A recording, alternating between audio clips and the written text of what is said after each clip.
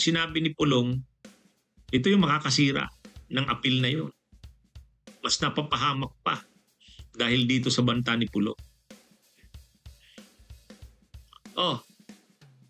Mayroon akong nababasa na parang si Trixie Angeles, si attorney Trixie Angeles, yung DDS na vlogger din, na dating press secretary ni Marcos pero nag-resign. O ngayon, aktibo sa DDS ulit. Sinishare niya, parang may sinishare siya doon na mayroong mga pagtingin ang mga DDS na hindi na maganda para sa kanila si Kaufman.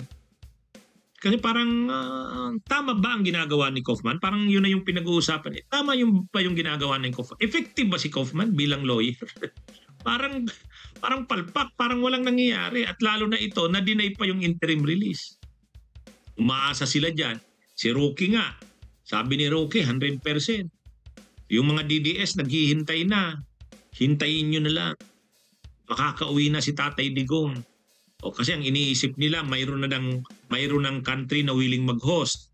Pangalawa, mayroon ng resolution yung Senado in support sa house arrest ni Duterte. Parang para sa kanila, kompleto Ricados na. Ang problema, parang pinaniwala lang sila ni Kaufman sa wala eh. Tapos biglang lumabas ang desisyon ng ICC. Reject. Denied. So ngayon, yung tiwala ng mga DDS kay Kaufman, sa social media makikita mo parang wala. At ang mga Duterte, pamilya Duterte, tahimik. May comment ba si Sara? Diba wala? Parang siguro hindi lang natin alam yung mga nangyari sa kanila. Sabi ni Sara, pinaasa mo lang kami. Pinagod nyo pa kami maghanap ng di ba? Pumunta pa siya ng kung saan-saang bansa si Sara. Pumunta ng Australia, na-intriga pa nga siya doon. Kasi nung pumunta siya ng Australia si Sara, kakausapin niya sana yung foreign minister doon. Hindi naman siya pinagbigyan. Anong sadya niya doon? Ang sadya doon, kikiusap nga na yung tanggapin ng Australia. Nagdesisyon na kaagad ng Australia, hindi sila. Tapos naghanap kung saan-saan, finally may bansang tumanggap. The Netherlands yata. Pinagmalaki ni Sara yon. Good news. Mayroon ng bansang willing tumanggap kay FPRRD. Ituwa na si Sara. Parang na-accomplish na yung requirement. Kasi ang problema sa kanila, parang sa kanila, yun na lang yung kulang, yung bansang tatanggap. Tapos may support pa yung mga senador nila at mga DDS na senador. Napasama pa sila Lacson, sila Loren Ligarda. Doon sa house arrest ni Duterte na maawa naman daw, humanitarian considerations, maawa naman daw kay Duterte. Kaya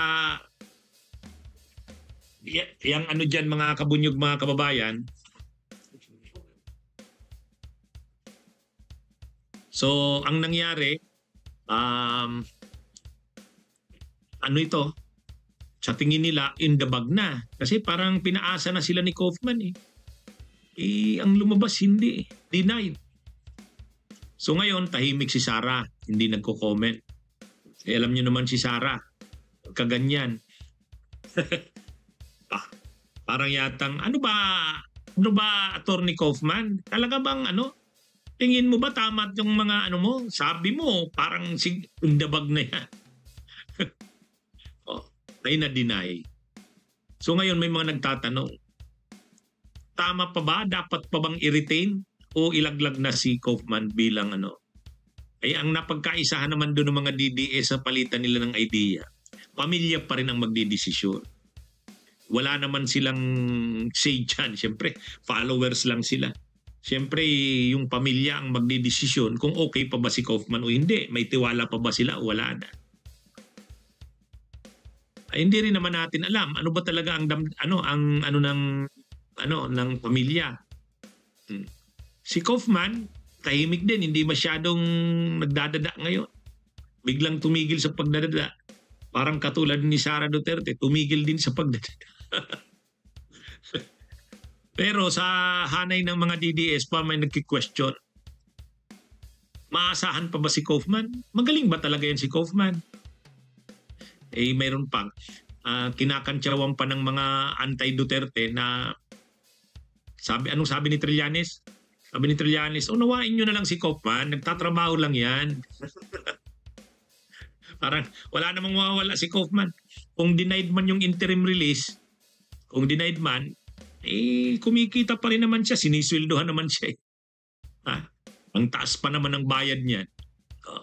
Yan yung ang mahal ng bayad. Kaya parang mababawasan ng pera ng Duterte. Siyempre ayaw nilang mabawasan yung mga pera nila. Nagagastusan sila ng malaki. Nung una yata, parang buo yung tiwala kay Kaufman. Ngayon parang biglang humina ang tiwala. Kaya lang wala naman silang magagawa. Anong gagawin nila? Papalitan si Kaufman. Sinong ipapalit? Pero ito naman kasing si Kaufman, kung makapag-project si Kaufman, akala mo naman, sigurado na yung kanyang interim release kaya umasa na doon yung mga Duterte. Umasa na yung pamilya, umasa na yung mga supporters. Kaya ang problema na uwi sa wala. Grabe lang yung parang grabe yung paasa. Kaya ngayon, yung mga DDS, may mga nagbuboses. Dapat pa ba si Kaufman? Ano pa ba yan? Talaga bang maaasahan yan sa kanyang ginagawa sa dating presidente? Kaya lang, siyempre, tama rin yung sinasabi ng mga DDS. Ultimately, ang magde-decide pamilya. Ang tanong, may tiwala pa ba ang pamilya? Buo pa ba ang tiwala? Hindi rin natin alam.